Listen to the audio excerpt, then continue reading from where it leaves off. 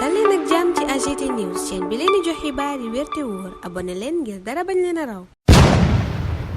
AGT News. dalee nag jàmm ci chaîne bi ngeen taamul seen bopp muy AGT News soxna silekat jar na sargal muy procureur Mariam Diop Gueye déclaration bii la def ci kanamu àttekat bi mu ne état de droit dafa war a nekk état boo xam ne doomu aadama yépp daanaka ñooy yem ci loi bi direction générale des élections warta bañ a jox kenn ak ku mu mën a doon fiche de parrainage bu fekkee ne kat dafa bëgg a jiite réew mi laaj askan wi seen baat conseil constitutionnel dong moo am boobule sañ-sañ jox Ousmane Sonko ay fiche de parrainage lan la mën a def ñi nga xam ne ñoom ñooy waa DGE bu fekkee ne conditions yi nga xam ne moom nañu laaj ngir nangul ko candidature am matalew ko conseil constitutionnel moo ko war a càmbar te it bu boobaa dina ko wax ba mu leer lañ jox Ousmane Sonko ay fiche de parrainage lan la mën a yàqal ñenn ñi bu fekkee ne sénégalais yépp ñoo yem bu fekkee ne sénégalais bu ne am nga sañ-sañ dem ci ñeneen ñi sàkku ci ñoom ñu daal lay parrainer te it bu ñu fàtte ne nekk gu ñu ci candidature waaye ñu ngi ci candidat à la candidature.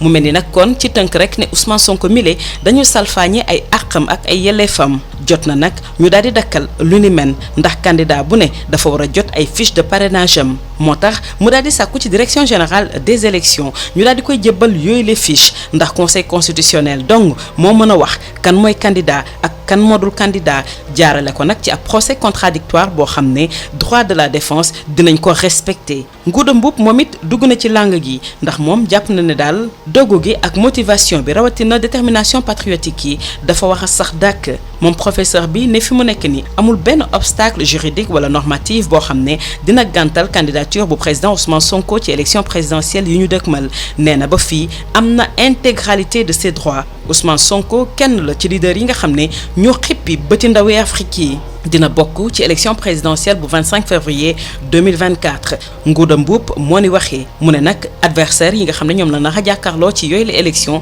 fi mu nekk ni nag dañoo tiit te ñoo yey ndax nag mbooloo mi nga xam ne moo topp Ousmane Sonko rawatina force d'attraction bi nga xam ne moom la ko sunu borom may loolu nag moo tax ñuy nas ay pexe ngir mën a gàntal bokkam ci élection présidentielle yi te xam ngeen ne fi mu nekk ni nag jokkoo nañu ak tribunal d'instance bu Ziguinchor fekk fan yu néew dinañu wax droit Ousmane Sonko dina jot ay fiche de parrainage am amul benn règle boo xam ne jamono ji dafay tere candidature bu Ousmane Sonko dafay bokk neex na xari ci élection présidentielle bu 25 février 2024 ñun ñooy askan wi ñun les patriotes garabu liberté bi ñun ñoo ko war a dundal ci noone El Malick Ndiaye yokk ci ne procédure de contestation bu radiation bu président Ousmane Sonko ci liste électorale yi sax daanaka dinañ ko waxtaanee alxames fukki fan ak ñaar ci weeru octobre atum 2023 gannaaw bu 9h jotee lay doon ca tribunal d'instance bu Ziguinchor bu leen am nag benn jixi jaaxa ndax lépp lu ci tukkee incha allah di ngeen ko mën a topp ci seen chaîne préférée AGT News. AGT News. Merci pour la confiance renouvelée à votre chaîne préférée AGT News. Hommage à cette dame, procureure Mariam Diop Gueye, qui a honoré sa robe. Voici sa déclaration au juge. L'état de droit est un état où tout le monde est soumis à la loi. La DGE ne peut pas refuser des fiches de parrainage à quelqu'un qui veut juste prétendre diriger son pays et solliciter des suffrages. Seul le Conseil constitutionnel peut le faire. Qu'est-ce que cela vous coûterait de lui remettre les fiches? S'il ne remplit pas les conditions pour être candidat, le Conseil constitutionnel le dira. En quoi cela nuirait-il aux intérêts des tierces qu'ils reçoivent ces fiches? Ousmane Sonko a le droit de prétendre, comme tous les Sénégalais, à se faire parrainer.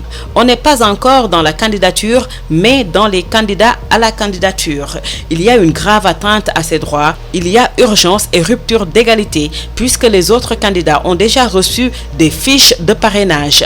Je vous demande d'ordonner à la Direction générale des élections de lui délivrer des fiches car le Conseil constitutionnel peut dire qui est candidat et qui ne l'est pas à la suite d'un procès contradictoire où les droits de la défense seront respectés. Ngouda Mboup, quant à lui, revient sur l'engagement, la motivation et la détermination patriotique. Selon le professeur, il n'existe aucun obstacle juridique ou normatif contre la candidature du président Ousmane Sonko. Il conserve l'intégralité de ses droits. Ousmane Sonko, symbole du réveil et de l'envol du phénix africain, sera candidat et participera à l'élection présidentielle du 25 février 2024. Ses adversaires ont peur de sa popularité et de sa force d'attraction. C'est pourquoi ils font tout pour bloquer sa candidature. Cependant, la saisine du tribunal d'instance de Ziguinchor dans quelques jours, si le droit est dit, Ousmane Sonko recevra ses fiches de collecte de parrainage. Rien ni aucune règle, encore moins aucune disposition ne s'oppose à sa candidature. Ousmane Sonko sera candidat et participera à l'élection présidentielle du 25 février 2024. Nous sommes le peuple, nous sommes les patriotes. L'arbre de la liberté doit être nourri par les patriotes. Dans ce siège, El Malick Ndiaye annonce que la procédure de contestation de la radiation du président Ousmane Sonko des listes électorales sera évoquée ce jeudi 12 octobre 2023 à 9h par le tribunal d'instance de Ziguinchor. Quelle sera la suite de cet événement? Restez connectés. L'équipe de AGT News vous tiendra informé. AGT News.